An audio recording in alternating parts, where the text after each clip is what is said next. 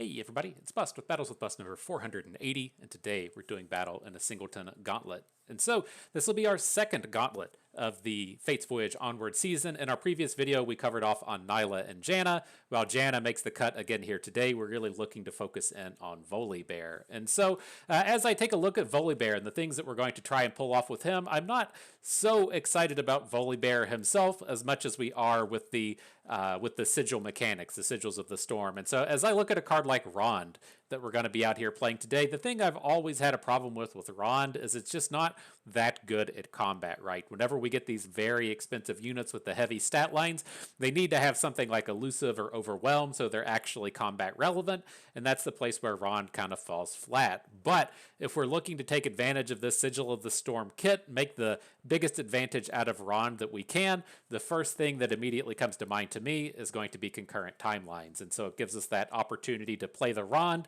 collect the sigils, and then swap out Rond for something else. And so in terms of the concurrent timelines, we have a couple of different pillars that we're looking to kind of pop off with in terms of this deck. Number one is just the value unit selection. You get 3 different pieces of value units in this. You have your standard kind of value draw a card play like the Aloof Travelers and then the Revna. You have your improvise mechanic that we're so used to in terms of Eternal, to where we have cards like Innovative Blacksmith that come down, morph into a bigger unit, and then still get the equipment attached to it.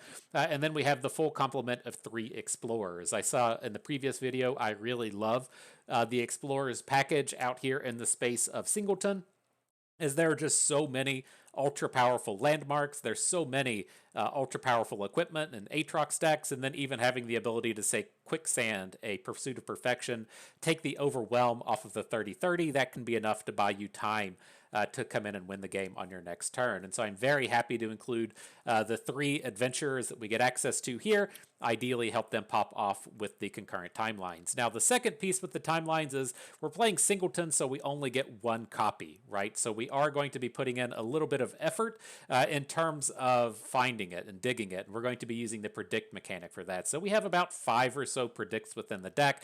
We have the Forsaken Bakais and the Aspiring Chronomancers and the Time Tricks of the world to help us dig for the concurrent timelines. Now, while we would love to have it on the second turn of the game, that's ultimately not super critical. If we can get it by turn 4 or turn 5, that would help out quite a bit.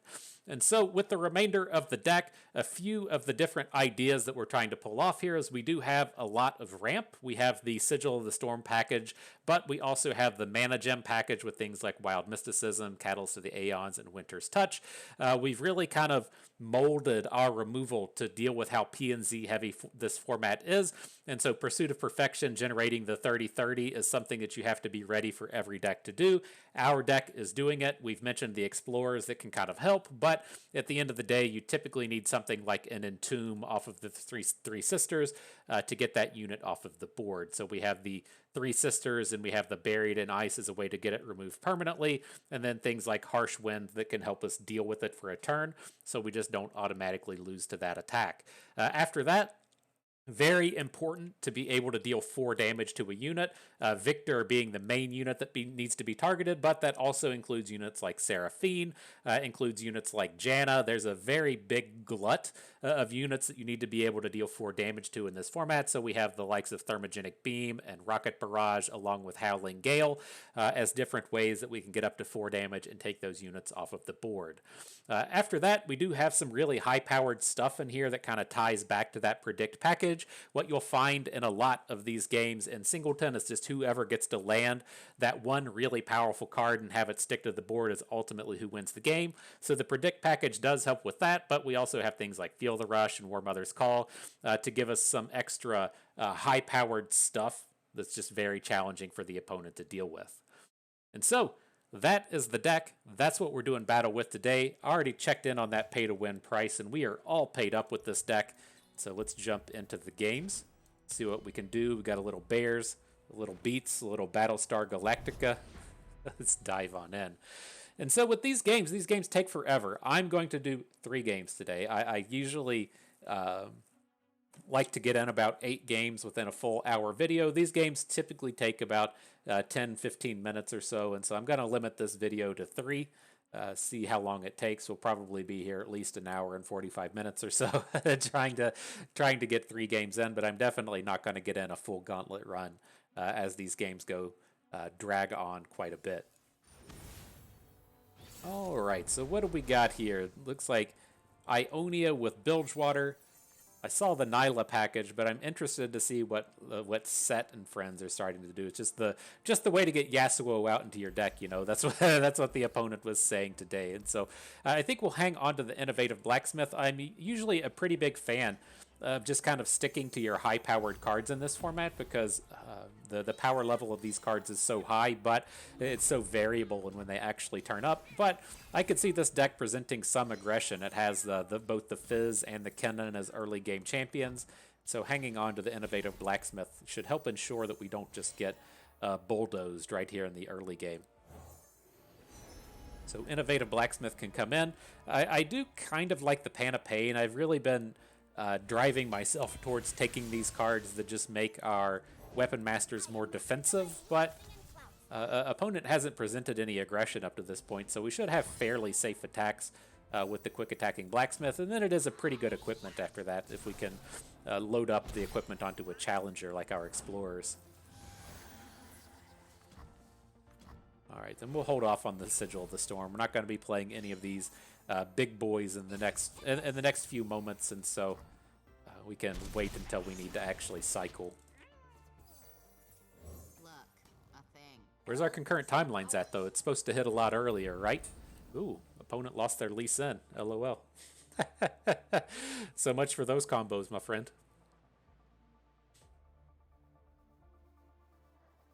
All right, and then a pretty reasonable addition here in Trundle. Why did he return the Husk?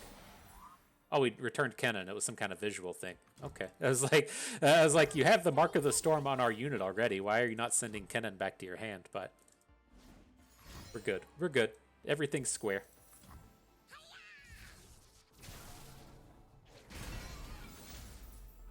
All right, so let's see how this goes. The other thing to really kind of note, opponents getting fairly board-centric here, and we do have the Buried in Ice into It That Stares combo, and so if we're really wanting to do that on turn 7, we can. We just need to start dropping the Sigil thing on turn 6, or drop it right now, and then we'll have access to it so that we could do a turn 6 Buried in Ice, and then a turn 7.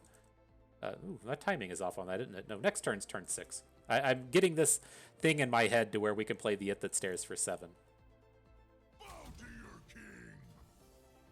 We'll see. One of the things I did think was interesting with the sigils is Ice Pillar, right? I'm curious to see if anything comes up with this in the sense that, you know, if you get 2 or 3 sigils on the board and then you play your Ice Pillar for, say, 5 mana, and then you get the full 8 mana back, right? Ice Pillar doesn't say refill the amount of mana you played it for. It says refill 8 mana. And so if you... I'm trying to envision some kind of deck to where, you know, we get 2 or 3 sigils on the board and then play Trundle on turn 5 and then play the Pillar on turn 6. But with that discount taking it up to 8, getting something big after that point. Curious if that's a thing. Or I don't know if it starts refilling spell mana or not at that point, but if you can ramp up to 8 on turn 6 off of a sigil, that seems pretty interesting to me. I don't know what you all think's interesting, but I think that's pretty interesting. But all right, let's start to pop off here. I'm going to go ahead and take the ramp. I'm looking to do the AoE off of our unit next turn, but now that Set's on board, maybe we do want to look towards just playing Buried in Ice. We'll see. I am glad with this turn we get to lead off with the Ice Pillar. We don't have to just immediately attack or immediately throw down the Buried in Ice. And like, we're not just passing. Like, we're making a very relevant play that makes the opponent kind of go, oh, he's not trying to get me here, right? He's just doing normal game moves. And so it gives a little bit of disguise to the Buried in Ice, if you will.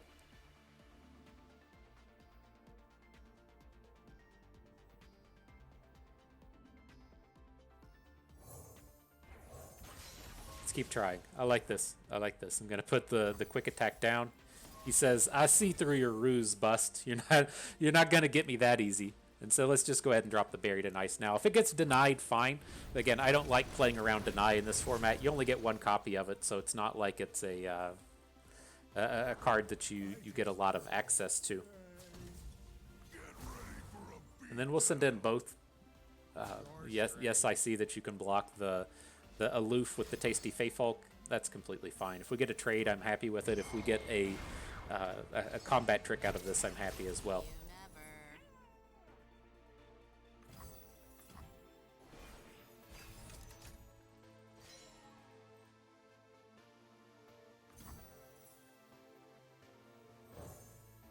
All right.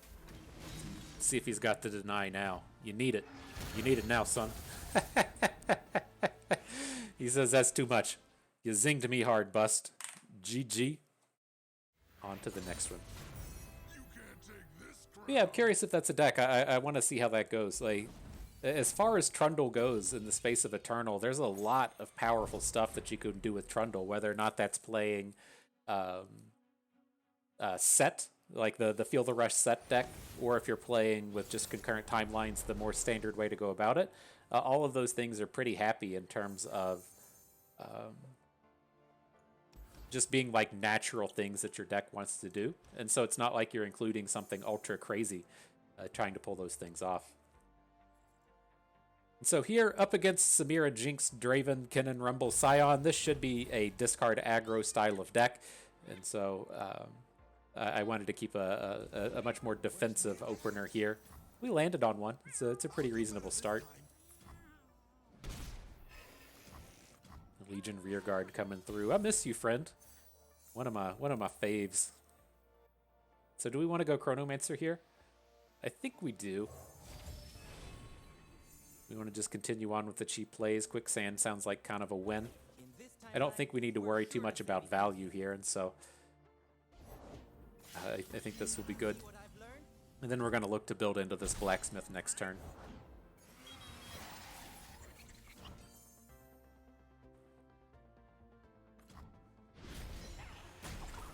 I hope that wasn't too aggressive of a beam. Like, I was like, yeah, I don't really want to beam the Precious Pet. But now it's like if he plays Draven, it doesn't feel very good. Ooh, that was good. I love seeing that open attack. And I think we want the Sandsworn Amulet here. There shouldn't be too many like 1 damage blocks that we're getting out of the units here, so that feels fairly safe. Reg coming in. We can make him... Reggie's kind of awkward. It's like, I would prefer to get him to discard something that's more on theme with what his deck is trying to do. But as soon as we play this Aloof Travelers, it's probably just going to make him discard whatever Reggie picked up. So it's a touch of a bummer, I guess. But, you know, if that's what we're complaining about, I have to say that things are going pretty good.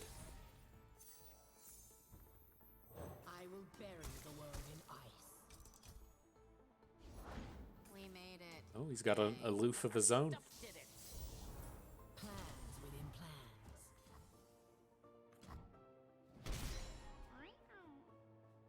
Getting all the landmarks going. We need to get Talia in this deck. Let Talia copy some sigils, copy some Frozen Thralls. Pass. Pass. No, thank you.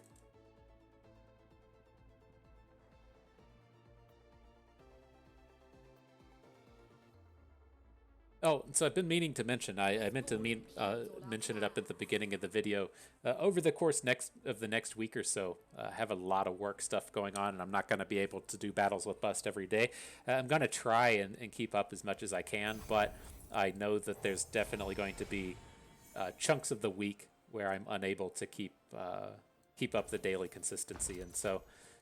I gotta make mention of it a few times. I don't want people to be like, oh my gosh, Bust hasn't posted a video in 2 days. I hope he's not dead.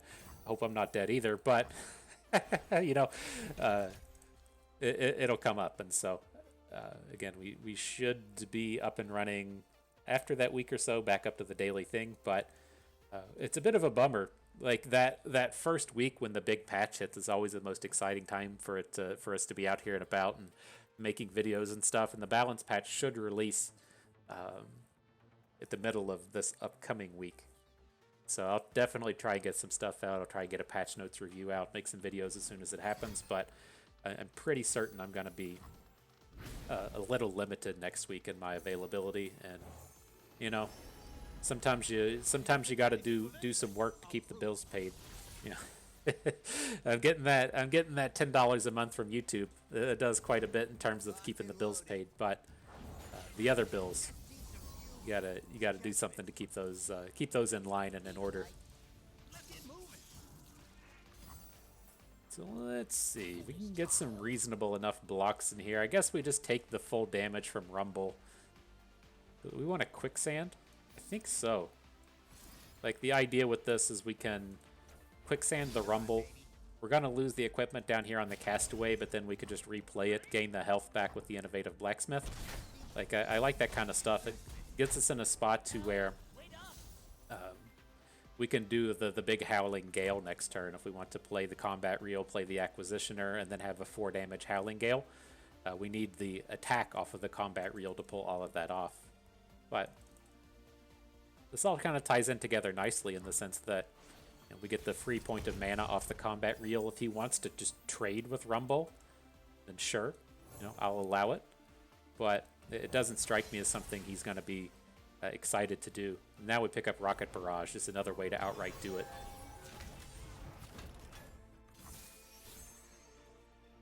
We'll see. We'll give him some options out here. Kind of a bummer. It's like you're sitting here doing the finger math, right? You say, okay, 4 damage Rocket Barrage on Rumble. Can we get anything else out of this? And then it just turns around to where he plays a 1-drop, but we can't do everything we want. But here, I think this is fine. I went with the heal. It's tough for him to have equipment that we really care about at this point. I don't care about Returno Wrench, and I think the heal just has, you know, more chance to be relevant in this space.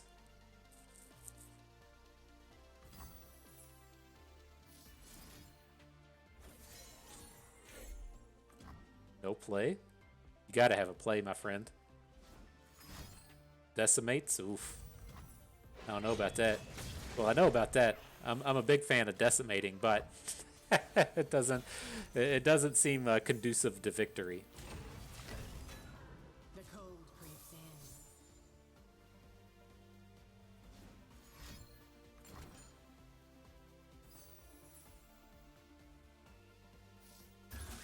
Alright, let's time trick, see what turns up. Well, I guess we'll just take Feel the Rush, right?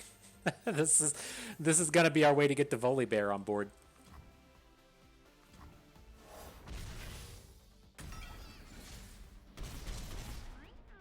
So unfortunate to lose our friend and Innovative Blacksmith, but she did the work. She did what we needed.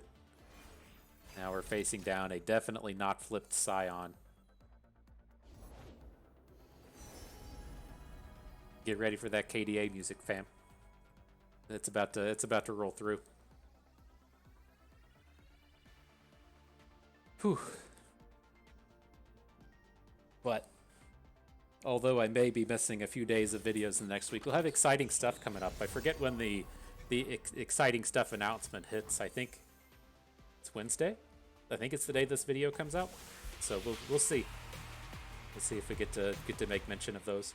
Usually when I know that a lot of this stuff's going to be coming up, I try to kind of like pre-roll a bunch of videos, but like it's just such an awkward time to where we're in Singleton season, right? And so just churning out a bunch of Singleton decks doesn't feel like it's a huge value, and so I like the format as like a nice change of pace.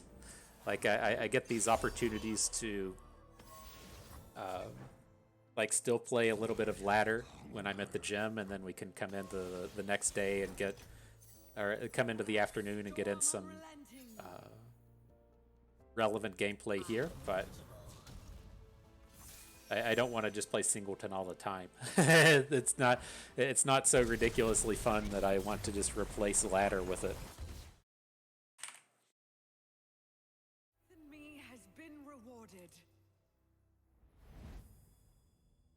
All right. Let's get one more game in. Maybe we'll get two. We're only at the 20-minute mark now, and so I feel like these things usually take, these games take like 15 minutes. We're going to see Seraphine pop up eventually and be like, oh, there goes our day. Wow, nobody's doing it. Maybe we will get in a fourth game. Okay. Lucky you. Lucky you. So let's see. We're up against Aatrox, right? And so that was one of the main reasons I'm pretty excited to add in these cards like Scholarly Pioneer. It's just so good against so many different things in the sense that, you know, if we're just up against Aatrox, it's good, right? We can hit all of their equipment. A lot of decks that I recommend, a lot of the value-based Freylord decks still come out and play stuff like Dark and Spear. And then if you are up against Seraphine and they have back alley bars, or if they have whatever the new Janna updraft equipment is, like there's a lot of just really high-valued targets that the Explorers come in and hit. And so with this, I'm trying to think if we're going to get the chance to play any of this. I'm leaning towards just taking the Combat Cook, since this should be a fairly interactive style deck. And so I'm looking at this like, well, we can come in with the Bakai. We're going to bank this turn. Next turn, we're going to look to play the Winter's Touch, and then we'll be, you know, kind of right on cycle to get this Combat Cook down. And so just didn't want to immediately go after those big plays. Now we can still do this, right? So next turn, we'll have 5 mana with a 1 bank, and so we can Concurrent Timelines and Combat Cook. Perfect. Perfect. Out here doing the math like the best of them. Doing it good, doing it good. You all didn't think you were going to be sitting there going, oh man, I was hoping for some mediocre League of Legends play and some high quality math content, but you just got it. Fucking A.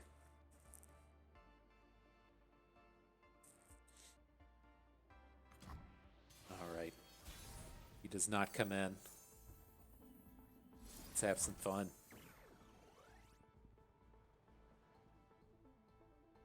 See, this is what I'm saying with the timelines. You in the, you know, the normal Eternal scene, you would ideally be playing your concurrent timelines on turn 2 and then following it up with the 1 mana guy, you know, whatever his name is.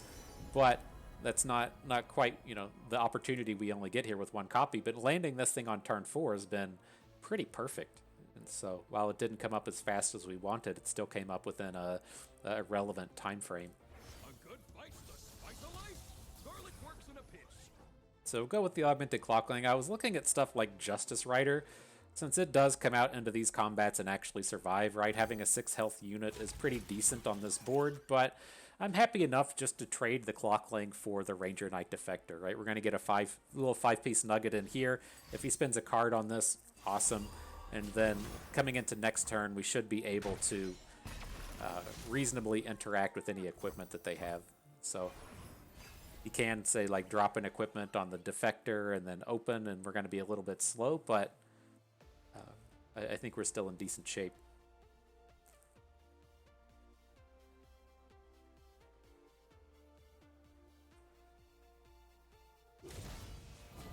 Needs a finishing touch.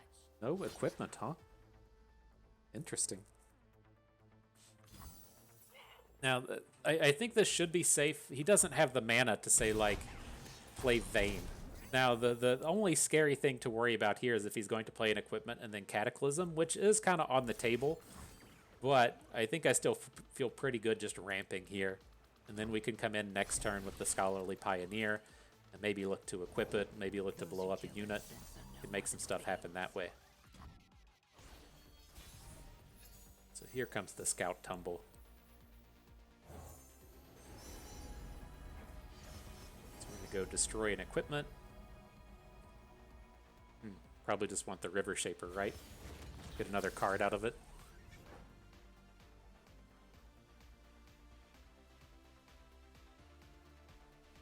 See where his tumble lands. If it's like a value equipment, I don't really care. If it's something like the... interesting. Say if it's something like a... quick attack thing, that's a little bit more problematic.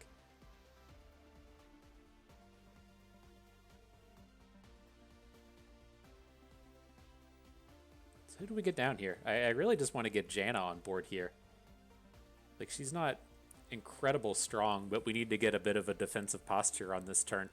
So it's like we can add Janna, cycle away the Ancient Prep, cycle away the Pursuit of Perfection, and then we can blow up the equipment. Or if it comes down to it, we can just play Fish a Whack. Like, this is going to be a fairly painful turn. It's just going to depend on the equipment.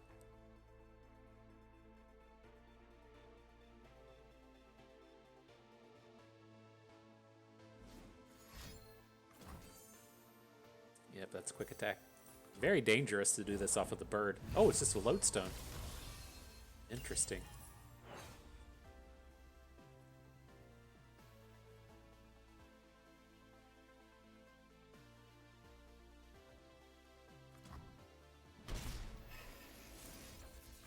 Alright. This is where he's going to zing us, right? He knows that we have the equipment destruction in hand, and so he's just going to play the bad equipment first and then follow up with the quick attack. And now he's going to put the quick attack on the bird and really just fucking hammer us home. But I don't think we can just let that equipment sit. If he gets to go into another attack with the Darkened Spear or the Darkened Lodestone and then boost up his Petricite Broadwing, there's a lot of very good challenges coming out of that.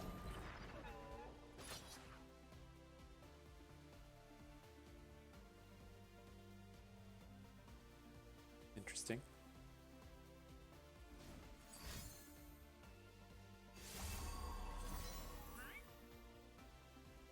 So do we want to draw the card right now? I don't feel like we need to. Let's give it a turn. If he plays a higher quality equipment, then we'll get a chance to maybe block a higher attack unit. We got Rond and Trundle. Quicksand is going to be our savior here.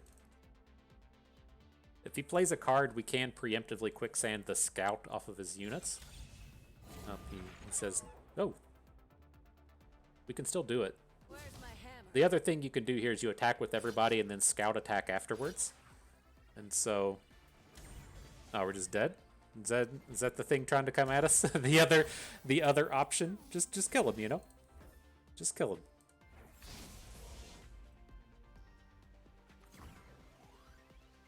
Alright, well, let's see how much surviving we're doing here. He's losing both of his scouts this way, which might be what saves us for the turn. Right? If he wants to tumble, he doesn't have a scout for it. That was good. He's still got tumble mana. Okay. We'll see if he knows about the plays. Should just be dead here, but it's wild running into... I used to play a ton of Udyr, like Udyr, Freylord, Demacia style numbers, and the number of people that you would run into that didn't understand everything you could do with stance swaps was huge. And so as we run out here into the Singleton space, maybe he's not familiar with all of the tumble combos. But GG overpowered us. Move on to the next one. This will be our last one. We'll see if the Seraphine turns up. We'll see if we can't get the Volibear on board at some point. Who knows? Who knows?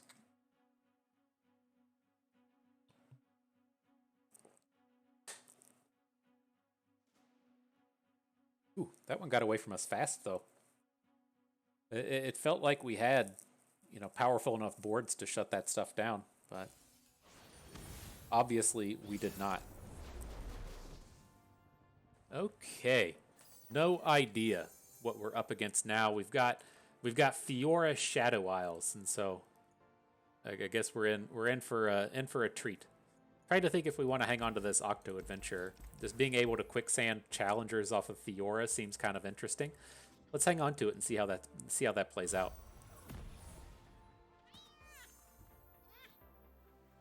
All right, we'll prep. As soon as you see the timelines turn up, then you start to envision things differently. But without the one cost Weapon Master in here, we're safe to just go ahead and throw down our Ancient Prep on the first turn.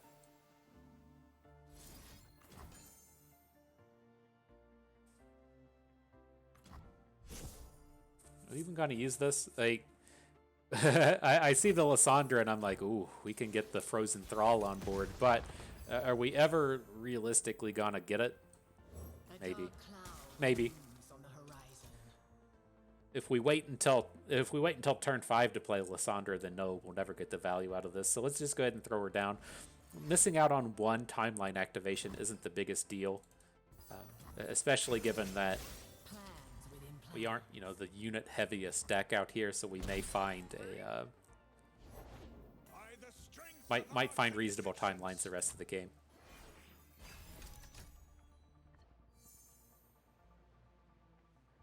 Explorer bros turning up.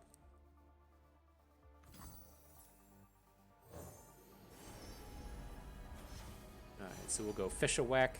Out of these, I guess the Reckless Trifarian's the biggest unit. I feel like if we put the boar down, he's just going to ignore it.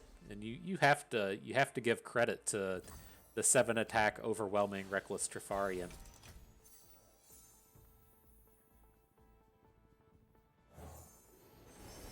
Alright, Octo Adventurer in. I think we'll just stick with the Quicksands.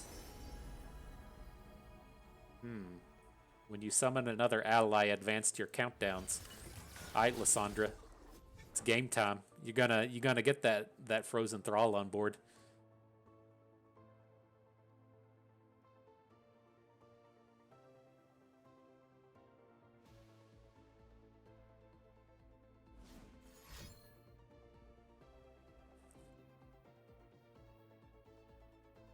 Who knew? Who knew we would be doing so much landmarking out here like this? Uh-oh. He stole our guy? Well, I'm still okay with the damage rolling through. You fought hard, Rock Bear Shepherd.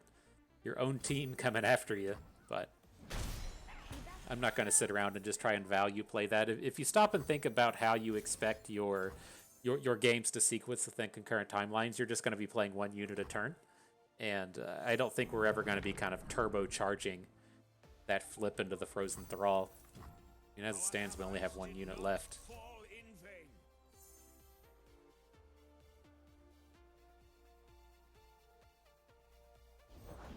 Soldiers to me.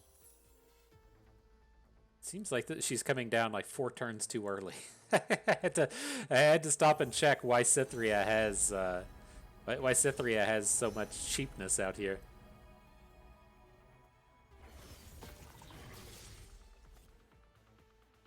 Right on.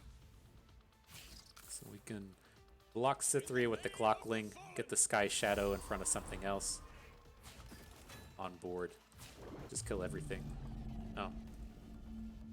Can't block with Lysandra.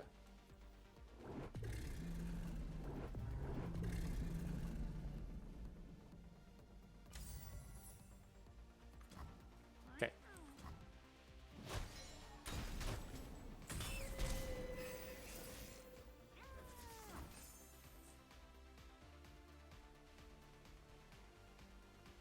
We have to stay in this game until the Field of Rush comes online, right? So that we can get our Volibear down. It's so tough to do.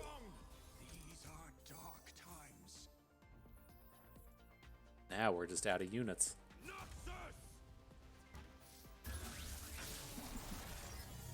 Well, there's the Volibear. Poor guy. You're never gonna get on board.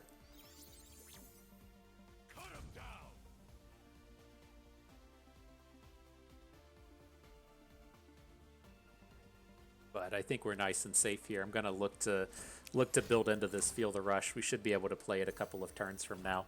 So we'll ramp up with the Catalyst. Ideally, you know, we won't die next turn. Then get that 10-10 Volibear. You know, you got to feel the rush with the Volibear to get his stats up to 10-10. It's not like he naturally has them. You got to do it with the Field of Rush. Poor guy. Look at this 10-10 Volibear over to the left.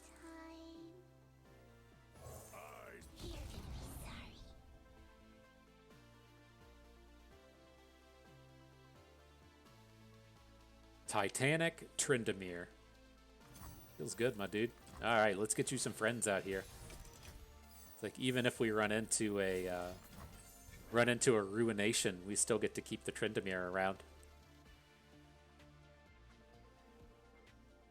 It's not gonna be Volibear. It's just that's the way it's gonna go.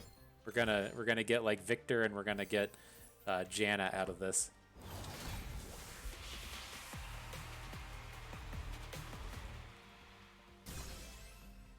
All right, there's Trundle. The plan continues. Yep.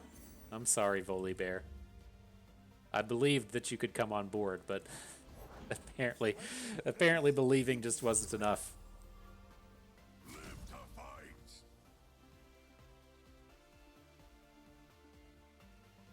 I pity you. Does Oh, I was like, why doesn't our Janna get flipped at this point? I guess the Tryndamere hasn't seen, or the Tryndamere came down at 7 mana and not 8.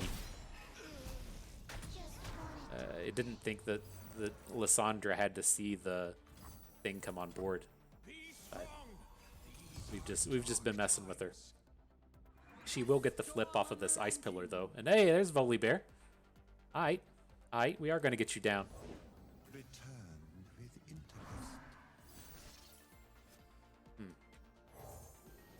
That's kind of nasty.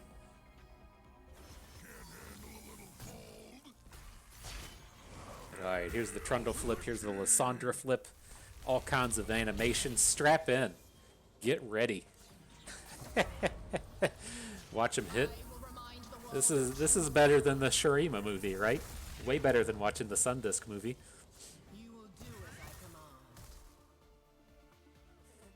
And then who do we overwrite to get Volibear on board, right? We have to do it. It's the Volibear video. Join the fold. You shall not assail them. You'll need Will this get him to flip? It's going to be tough to see. I think this counts as damage. No, this says I can't take damage. And so we're only going to be dealing 10 here. But that'll get him up to 43. And then we'll do another 8 off of the Volibear ability. 10 plus 8 is 18. That should be enough for the flip, right? I'm pretty confident.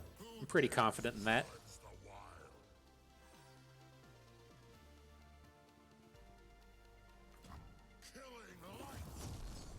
Alright, damage. Damage. No damage. 51 of 50. Strap it in. Strap it in, fellas. Oh my god, don't be a crumble. Don't be a crumble. We're gonna watch the video. We're gonna watch the movie. Okay. Oof. Oof. Who's this guy hanging out on the mountain? I know I can't stop it and rewind. If there's a dude hanging out on the mountain when like crazy ass Volibear is about to roll through, I don't recommend that job. Hard pass. Hard pass.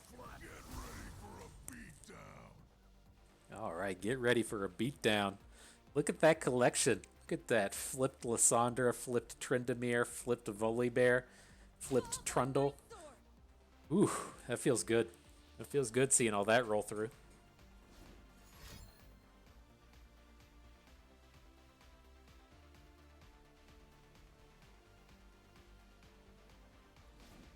Uh-oh. It's going to be a double atrocity to the face for 20. We could actually survive that. If that was going to somehow be a thing, a double atrocity off of Cytherea, we would only take 18 off of that because we're tough. Fall by my sword. Pulls it back. He says that's too much. GG. All right.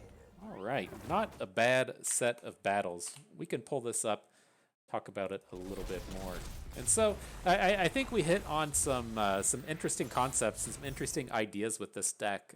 Again, I'm not the hugest fan of a lot of this Volibear kit. And I'll tell you, my prediction for Volibear as the set was released was that this entire Volibear kit is going to be undertuned. And they're going to make edits in the balance patch, and then this thing's just going to be bonkers for the next month. And so I'm still keeping my fingers crossed on how obnoxious Volibear is going to be in the balance patch, but as he was over this previous patch, not that exciting. But nonetheless, there are some interesting things that this deck can pull off. It is, interesting to think as we roll into or start thinking about Eternal Season, since that's what this kind of format is like, is there a deck with like Trundle, Volibear, and then having concurrent timelines with the Valir's Prophet and then Rond, so that you aren't just playing all of these terrible sigil-based cards. And then since you're in Freylord, you do still have access to the good weapon masters like Innovative Blacksmith and Combat Cook. And so I think there's something like very interesting there. And I'm curious if this deck doesn't, have a bit of potential in the future doing all of that. But otherwise, the explorers with the concurrent timelines were quite good. And I feel like that even though we didn't get to play against the Seraphine decks or the Janna decks, I feel like the removal suite that you're seeing in this deck is something that you're going to both commonly run against, to where we're playing Thermogenic Beam, Howling Gale, and Rocket Barrage as ways to kill Janna, ways to kill Victor. You're going to see the opposing PNZ decks be carrying these cards as well. Just because it's the most popular deck, even though we didn't run into it here today. Otherwise, that's it. So, good stuff. Good set of games. I had fun with that. I hope you did too, because that is going to do it for us today. So, I hope everyone enjoyed the video. I hope you maybe learned a thing or two along the way, and you had a good time watching. This is Bust, and we thank you for being here.